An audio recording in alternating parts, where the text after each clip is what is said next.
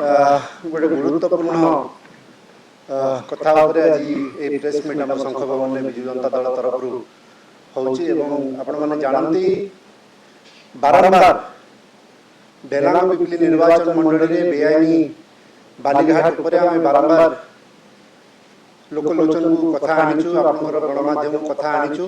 Social media to नहीं live पर्यंत आम देखु किंतु बारंबार ये बालीघाट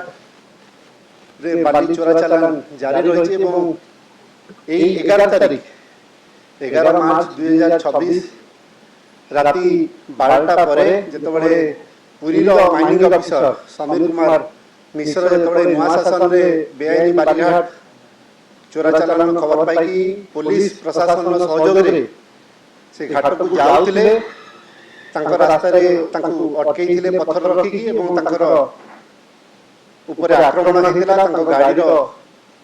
ग्लास भांगी देते परवर्ती समय से थाना आसिकी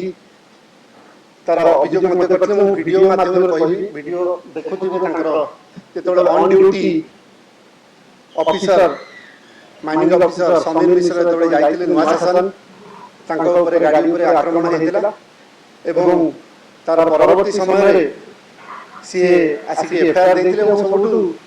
आश्चर्यर कथा होची जे से पुलिस प्रशासन सहयोग नहीं पुलिस उपस्थिति रे जाइतिले जो बेआईनी बालीघाट को एवं सेतबळे पुलिस उपस्थिति रे तंकर ऊपर आक्रमण होइतिला एवं घटना घटिवार पाखापाखि 40 घंटा ऊर्ध्व समय हेलानी वर्तमान सुधा किछि कार्यानुष्ठान निया जाय नहीं पुलिस प्रशासन तरफ एवं जदि देखिबे मु रिक्वेस्ट करबी माइनिंग ऑफिसर समीर बाबूर ऑडियो को बजाय से कोन कहउछन के दया कर सुनंदु।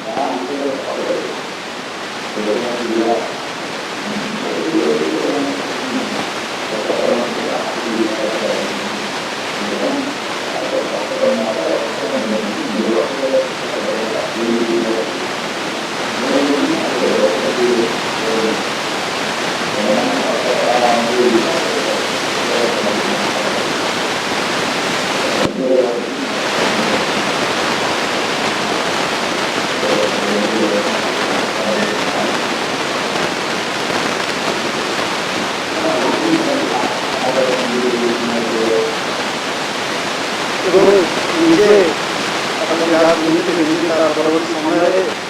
समीर कुमार मिश्र के माइनिंग ऑफिसर थाना देखिए उचित पदक्षेप निया जाए